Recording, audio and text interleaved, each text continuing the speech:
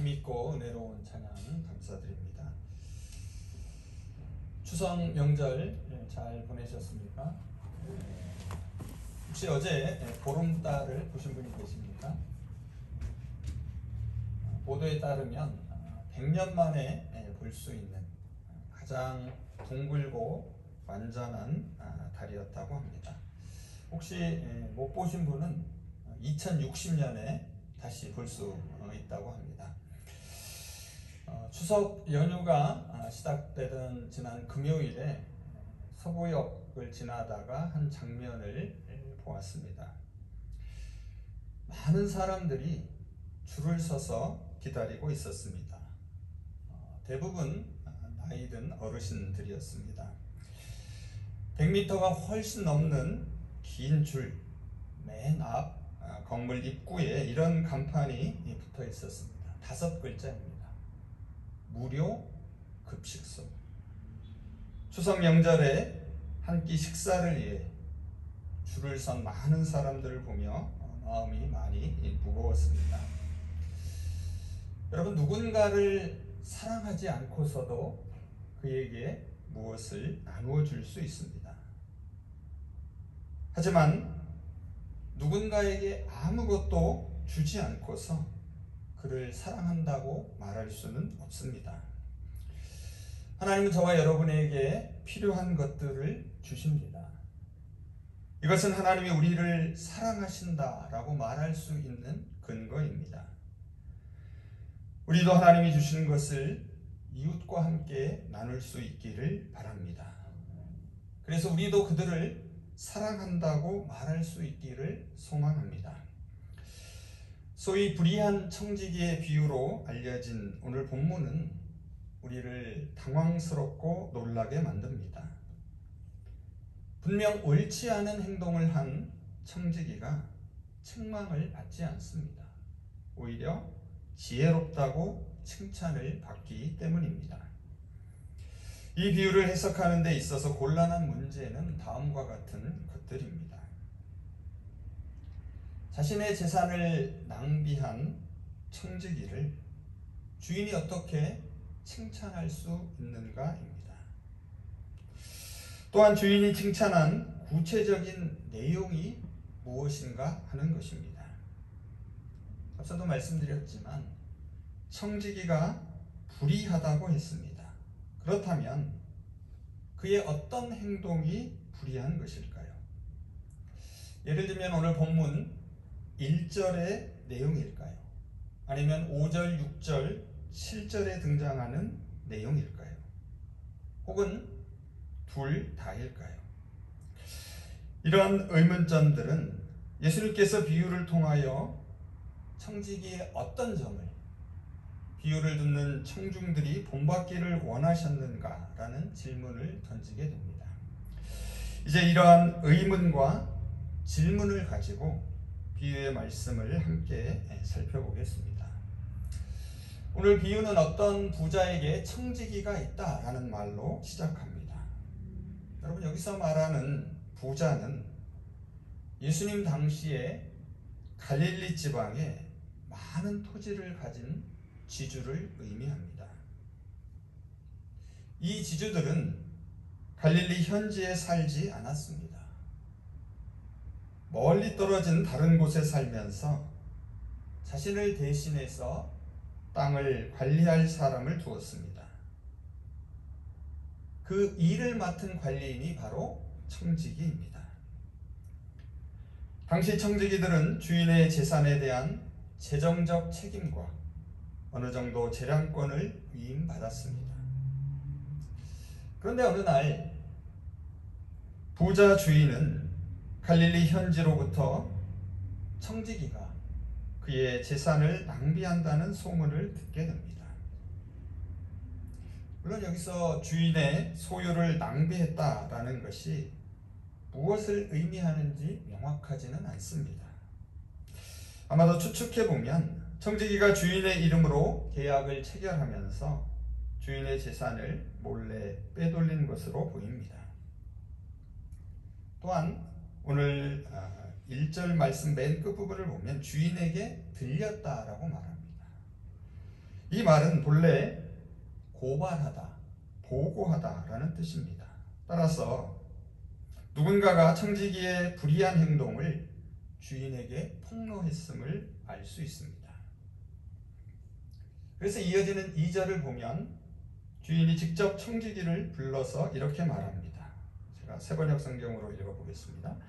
자네를 두고 하는 말이 들리는데 어찌 된 일인가? 자네가 맡아보던 청지기 일을 정리하게. 이제부터 자네는 청지기 일을 볼 수 없네. 주인은 청지기의 권한을 박탈합니다. 오늘 우리 개역성경은 내가 보던 일을 셈하라 라고 말합니다. 이것은 후임 청지기를 위해 그가 지금까지 정리했던 문서들을 돌려주라는 말입니다. 그런데 여러분, 여기서 우리는 몇 가지 의문점이 생깁니다.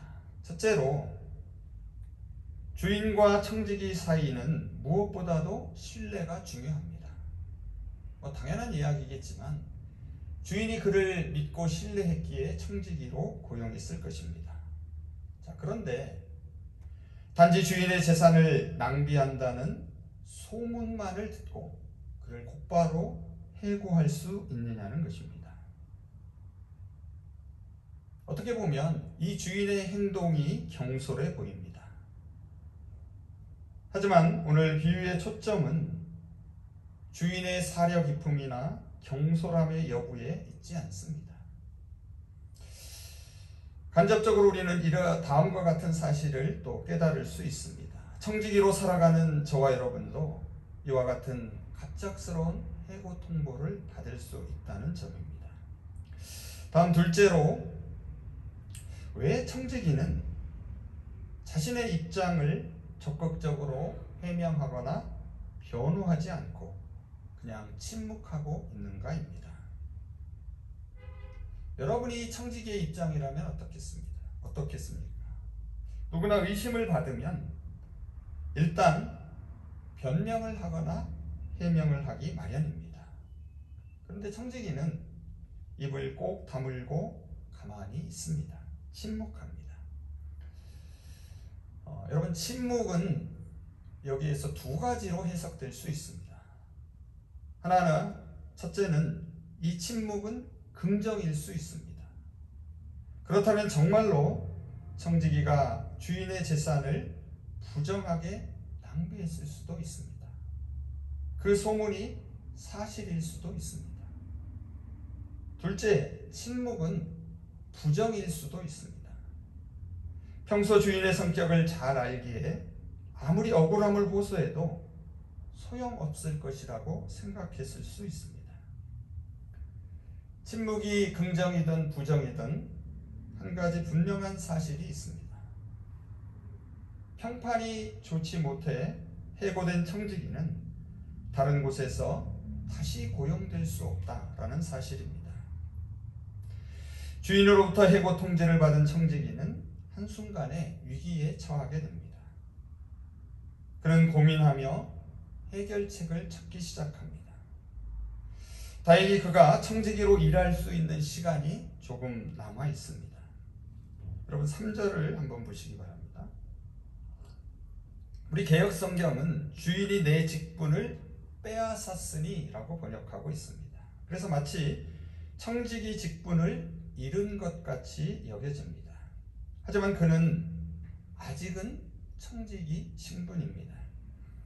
그래서 새번역과 공동번역은 이렇게 번역합니다. 주인이 내 청지기 직분을 빼앗으려 하는구나. 자, 이것이 오늘 문맥에 더 잘 어울립니다. 이어지는 4절에서도 내가 직분을 빼앗긴 후에 라고 말하고 있기 때문입니다. 자, 정리해보면 청지기는 주인으로부터 이미 해고 통지를 받았습니다. 하지만 아직 그 직분을 정리할 시간이 주어졌음을 의미합니다. 그는 자신이 이제 무엇을 해야 할지를 생각하기 시작합니다. 그리고 마침내 그는 한 가지 방안을 떠올립니다. 오늘 설교의 제목입니다. 내가 할 일을 알았도다. 4절을 한번 보시기 바랍니다. 제가 세번역 성경으로 읽습니다. 옳지 좋은 수가 있다. 내가 청지기 자리에서 물러날 때 나를 자기 집에 맞아줄 사람들을 미리 만들어 놓아야겠다.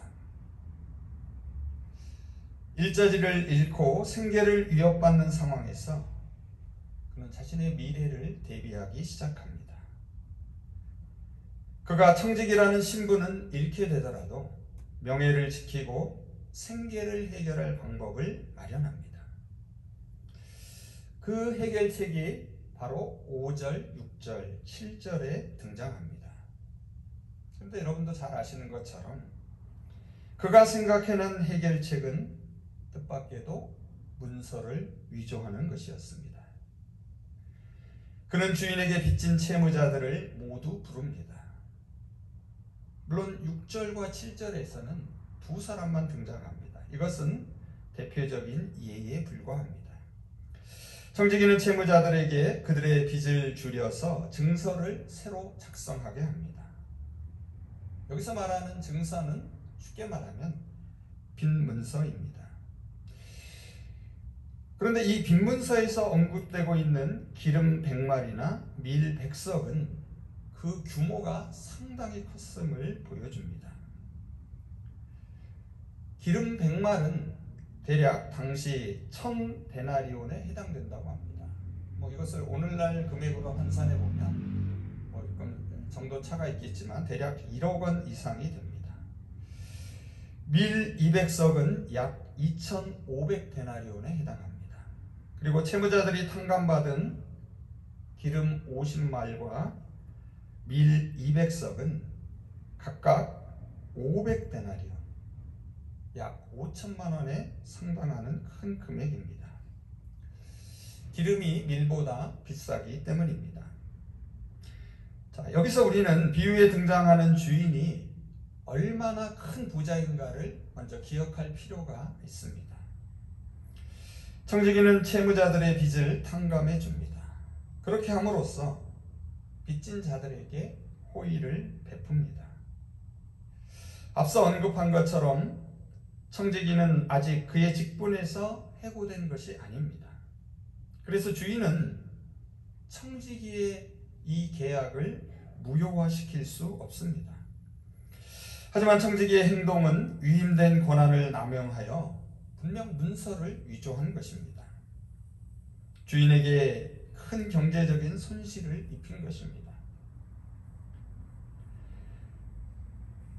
그래서 자신의 살 길을 마련합니다. 실직한 후에 자신이 탕감해준 사람들이 최소한 자신을 도와줄 것을 기대합니다. 그는 문서위조라는 불의한 방법으로 자신의 기대를 이루려고 합니다. 그리고 8절에서 이러한 청지기의 행동은 뭐라고 평가합니까? 분명 옳지 않다라고 평가합니다. 이제 비유는 결말을 향합니다. 다시 주인과 청지기가 등장합니다. 8절 상반절을 한번 보시기 바랍니다. 제가 세번역 성경으로 읽습니다. 주인은 그 불의한 청지기를 칭찬하였다. 그것은 그가 슬기롭게 대처했기 때문이다. 서두에 말씀드린 대로 이 구절은 우리를 참으로 당혹스럽게 만듭니다. 분명 청지기가 불의한 행동을 했습니다. 그래서 옳지 않은 청지기라고 부릅니다. 그런데 주인은 그러한 청지기가 지혜롭게 처신했다고 말합니다. 오히려 칭찬을 합니다. 여러분, 자신에게 손해를 입힌 청지기를 칭찬하는 주인을 쉽게 상상하기가 어렵습니다. 문서를 위조한 불의한 행동이 오히려 지혜롭다고 평가됩니다. 우리는 주인의 칭찬을 통하여 4절, 5절, 6절, 7절에 나오는 청지기의 행동이 어느 정도 긍정적으로 그려지고 있음을 보게 됩니다. 하지만 잊지 말아야 할 것은 8절에서 분명히 옳지 않은 불의한 자로 그를 규정하고 있다는 사실입니다. 여기서 옳지 않은 이라는 말은 청지기의 삶을 전체적으로 잘 보여주는 말입니다. 해고의 위기에서 보여준 청지기의 행동은 평소 그가 청지기로서 어떤 삶을 살았는지를 엿보게 해줍니다. 그리고 8절에서 그가 불의하다는 평가가 이를 뒷받침해 줍니다. 그렇게 보면 청지기는 크게 변하지 않았습니다. 하지만 그를 대하는 주인의 태도가 변했습니다. 1절을 한번 보십시오. 1절에서 주인이 불의한 청지기를 해고했습니다. 반면에 8절에서는 똑같이 불의한 청지기를 칭찬하고 있습니다. 무엇이 이 주인의 태도를 변하게 만든 것일까요? 그것은 5절, 6절, 7절에서 보여준 청지기의 행동에 있습니다. 청지기의 행동이 주인의 태도를 변하게 만든 것이 분명합니다. 1절에서나 5절, 6절, 7절에서나 청지기가 주인의 재산을 낭비한 것은 똑같습니다. 하지만 이 둘 사이에는 결정적인 차이가 하나 있습니다. 자, 1절을 잘 보십시오. 1절에서는 자신만의 이익을 위해서 주인의 재산을 유용했다는 의심을 삽니다. 그래서 1절에서 뭐라고 표현합니까? 주인의 소유를 낭비한다 라고 말합니다. 주목할 것이 낭비한다 라는 말인데요. 낭비한다 라는 똑같은 말이 누가복음 15장의 탕자의 비유에서도 등장합니다. 아시는 바와 같이 둘째 아들이 아버지의 재산을 낭비하는 것을 표현할 때 사용됩니다. 누가복음 15장 13절입니다. 그 후 며칠이 안 되어 둘째 아들이 재물을 다 모아가지고 먼 나라에 가 거기서 허랑방탕하여 그 재산을 낭비하더니. 또한 앞서 언급한 대로 청지기가 주인의 재산을 낭비한다는 말이 주인에게 들렸습니다. 이것은 단순히 소문을 들은 것 이상을 의미합니다. 누군가가 청지기의 이러한 불의를 법적으로 고발했음을 보여줍니다. 정리해보면 이 1절에서의 청지기는 자신의 사리사욕을 채우기 위해서 주인의 재산을 낭비했습니다. 반면에 5절, 6절, 7절에서 청지기는 자신이 아니라 빚진 사람들의 유익을 위해서 주인의 재산을 유용합니다. 물론 그 결과로 어느 정도 자신의 이익을 취하려는 의도도 있습니다. 청지기의 행동이 끼친 결과가 주인의 태도를 결정하게 했습니다. 그 행동의 결과가 청지기 자신만을 위한 것이었느냐 아니면 다른 사람을 위한 것이었느냐 그 여부에 따라서 주인이 청지기를 해고하기도 하고 칭찬하기도 하는 것입니다. 이제 비유의 초점은 청지기에서 주인에게로 옮겨갑니다. 5절, 6절, 7절의 청지기의 행동 때문에 이제 부자 주인은 곤경에 빠지게 됩니다. 한번 여러분 그 상황을 상상해 보십시오. 만일 청지기를 주인이 비난하게 되면 자신의 체면이 서지 않게 됩니다. 사람들은 이 5절, 6절, 7절의 청지기의 행동을 청지기를 통해 주인이 호의를 베푼 것으로 여겼을 것입니다. 그런데 만일 그것이 아니라고 부정해버리면 주인은 청지기도 제대로 관리하지 못하는 무능한 사람이 되고 맙니다. 물론 청지기의 행동은 도덕적으로 문제가 있습니다. 하지만 주인이 청지기를 칭찬하면 빚을 탕감받은 사람들은 주인이 청지기를 통해 베푼 호의에 감사하게 될 것입니다. 그리고 주인의 명예가 높여지게 될 것입니다. 불의한 청지기의 행동이 청지기 자신뿐만 아니라 주인의 명예와도 밀접하게 관계가 있기 때문입니다. 결국 주인은 이러한 약삭빠른 청지기의 행동을 지혜롭다고 칭찬하는 것입니다. 그래서 자신을 호의를 베푸는 자애로운 모습으로 보이게 합니다. 이렇게 함으로써 주인은 새로운 시대, 새로운 질서를 만들어냅니다. 이것은 좋지 않은 나쁜 예로 좋은 것을 설명하는 일종의 고육지책이라고 할 수 있습니다. 앞서 주인이 엄청난 부자라는 것을 꼭 기억해 달라고 말씀을 드렸습니다. 엄청난 부자인 주인에게 중요한 것은 결코 재산이 아닙니다. 오히려 그의 명예입니다. 그리고 이제 청지기에게 중요한 것도 재물이 아닙니다. 친구이고 사람이고 생명이 됩니다. 결국 청지기의 행동을 지혜롭다고 칭찬한 것은 주인이 자신의 선함을 드러내는 것입니다. 결코 청지기의 선함을 드러내는 것이 아닙니다. 이 비유를 통해 예수님은 위기의 상황에서 적극적으로 행동해야 함을 일깨워 줍니다. 8절 하반절을 한번 보시기 바랍니다. 이 세대의 아들들이 자기 시대에 있어서는 빛의 아들들보다 더 지혜로움이니라. 여러분, 여기서 이 세대의 아들들은 두 시대, 즉 현재의 시대와 오는 시대로 나누어진 시간 속에서 세상적인 현재의 시대, 현재적 가치를 따라 사는 사람을 뜻합니다. 반면에 빛의 아들들은 오는 시대, 즉 새로운 시대의 가치를 따르는 사람들을 가리킵니다. 주님은 이 세대의 아들들의 지혜와 빛의 아들들의 지혜를 대조하고 있습니다. 그리고 이 세대의 아들들의 세속적인 행동이 오히려 거룩하다고 자부하는 빛의 아들들의 행동보다 낫다고 말씀하십니다. 이 비유를 통하여 주님은 빛의 아들들의 지혜를 비판하고 있습니다. 오히려 이 세대의 아들인 청지기는 자신의 직분을 빼앗긴 후에 그 상황을 대비하고 있습니다.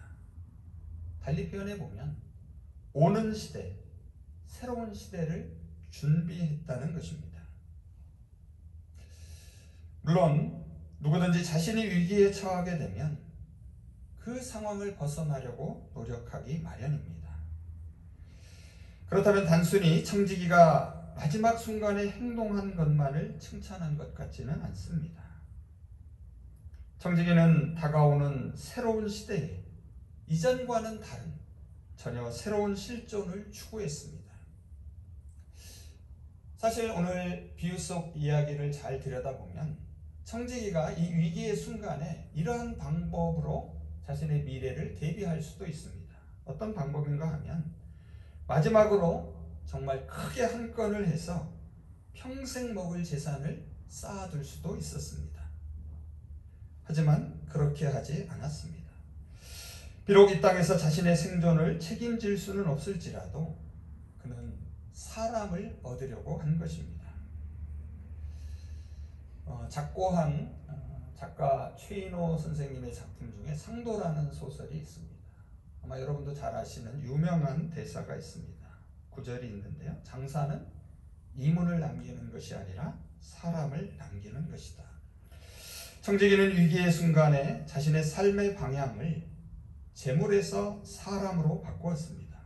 그래서 이어지는 13절에서 재물과 하나님의 양자택일을 촉구하고 있습니다.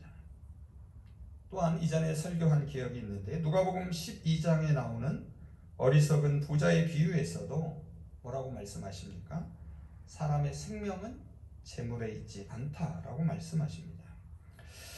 어쩌면 지혜롭다고 칭찬받는 이 불의한 청지기의 행동이 실제로는 현실적으로는 예수님 당시에도 그리고 오늘 우리들의 눈에도 여전히 미련한 것일 수 있습니다.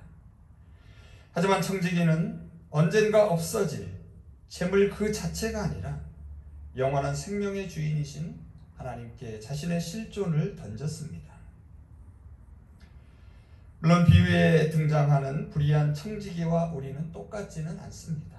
하지만 저와 여러분은 21세기를 살아가는 이 시대의 또 다른 청지기들입니다. 오는 시대를 준비하는 새 시대의 아들들이 보여주는 구체적인 지혜가 9절 이하에서 언급됩니다. 9절을 한번 보시기 바랍니다. 내가 너희에게 말하노니 불의의 제물로 친구를 사귀라. 그리하면 그 제물이 없어질 때에 그들이 너희를 영주할 처소로 영접하리라. 여기서 제물은 히브리 말 맘몬을 번역한 것입니다. 그런데 이 맘몬이라는 말은 본래 사람이 의지하는 것이다 라는 뜻을 가지고 있습니다. 그래서 흔히 재산 혹은 돈의 의미로 사용됩니다. 이 제물은 다른 사람을 종속시키는 힘이 있습니다. 또한 여기서 이 제물을 불의의 제물이라고 말합니다. 이것은 불법적으로 모은 제물이라기보다는 이 세상에서 주어진 제물을 뜻합니다. 불의한 제물로 친구를 사귀라는 것은 청지기가 오늘 본문 5절, 6절, 7절에서 보여준 행동을 가리킵니다. 세상의 제물로 친구를 사귀어야 할 까닭은 그 제물이 없어질 때에 그들이 영원한 처소로 영접할 것이기 때문이라고 말합니다. 이 세상의 제물은 언젠가 반드시 사라집니다. 다가오는 시대의 제물은 그 가치와 중요성을 상실하게 됩니다. 새로운 시대, 오는 시대에 가치 있고 중요한 것은 친구입니다. 돈이 아니라 생명입니다. 이 세대의 아들들은 이 세상이 영원할 줄 알고 세상만을 바라보고 삽니다. 하지만 그들이 집착하는 재물이 결코 영원한 처소를 보장하지 않습니다. 영원한 처소를 보장하는 것은 바로 이 세상의 재물로 사귄 친구들입니다. 1절에서 청지기는 전형적인 이 세대의 아들들이었습니다. 그래서 재물에 집착하는 모습을 보여줍니다. 반면에 5절, 6절, 7절에서 청지기는 다가오는 새 시대의 가치를 따르는 새롭게 변화된 모습을 보여줍니다. 예수님은 새로운 시대에는 새로운 세대가 필요함을 말씀하십니다. 하나님의 통치와 다스림이 궁극적으로 무엇을 지향하고 있는지를 잘 보여주십니다. 새 시대의 하나님 나라는 사람이 사람과 더불어 살며 생명의 풍성함을 누리는 것입니다. 이제 말씀을 정리해 보겠습니다. 1절 앞부분을 보시면 예수님은 이 비유를 제자들에게 들려주고 계십니다. 제자들은 하나님 나라의 청지기들이었습니다. 모든 청지기는 주인 앞에서 결산할 때가 있습니다. 주님은 이 시대에 저와 여러분을 청지기로 세우셨습니다. 이 땅에서 우리의 청지기 직분도 다할 때가 있습니다. 결산할 때가 있습니다. 모든 청지기는 이미와 아직 사이에서 살아갑니다. 하나님이 통치하고 다스리는 새 시대는 이미 예수 그리스도의 초림과 함께 도래했습니다. 하나님이 통치하시는 이미 시작된 새로운 시대는 아무도 피할 수 없습니다. 그런데 하나님의 나라는 아직 완전히 이루어지지는 않았습니다. 주님의 재림과 함께 하나님의 통치와 다스림이 완성됩니다. 그래서 아직 시간이 있습니다. 하지만 반드시 올 그 시간의 때에 하나님 앞에서 아무도 변명할 수 없습니다. 여러분, 모든 사람에게 새벽이 주어집니다. 하지만 모든 사람이 새벽에 잠에서 깨어 일어나는 것은 아닙니다.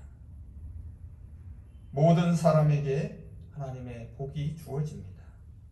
하지만 어리석은 사람들은 그 복을 낭비하고 현실적인 사람들은 그 복을 세어보기만 합니다.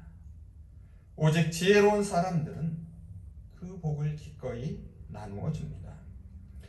우리는 지금 이 세상에서 하나님의 재물을 혼자 차지하며 낭비하고 있지는 않는지, 하나님이 주신 복을 세어보고만 있지 않는지 다시 한번 깊이 성찰해 보아야 합니다.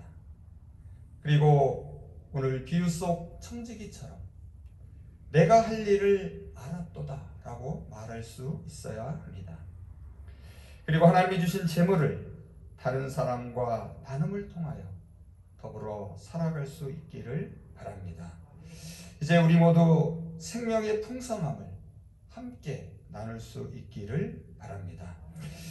이제 마지막으로 본문 8절과 9절 말씀을 읽으며 설교를 마치겠습니다. 주인이 이 옳지 않은 청지기가 일을 지혜 있게 하였으므로 칭찬하였으니 이 세대의 아들들이 자기 시대에 있어서는 빛의 아들들보다 더 지혜로움이니라. 내가 너희에게 말하노니 불의의 재물로 친구를 사귀라. 그리하면 그 재물이 없어질 때에 그들이 너희를 영주할 처소로 영접하리라. 아멘. 기도하겠습니다. 생명을 주시고 일을 맡겨주시는 여호와 하나님, 이 시대에 저희를 하나님 나라의 청지기로 세워주심에 감사드립니다. 우리는 세상의 한복판에서 빛의 아들, 딸로 살아갑니다. 지금 우리가 소유한 모든 것이 하나님으로부터 온 것임을 다시금 깨닫게 하시고 생명, 가정, 물질, 시간과 같은 모든 것들을 하나님이 주신 그 하나님의 뜻에 합당하게 사용하는 청지기가 되게 하여 주시옵소서. 이것을 깊이 성찰하며 이제 내가 할 일을 알았다라고 고백하게 하시고, 그래서 하나님의 재물을 나 자신만을 위해 사용함으로 낭비하지 않고 이웃과 함께 나눔을 통하여 하나님이 예비하신 생명의 풍성함을 누리며 살아가게 하여 주시옵소서. 예수님의 이름으로 기도합니다. 아멘. 찬송가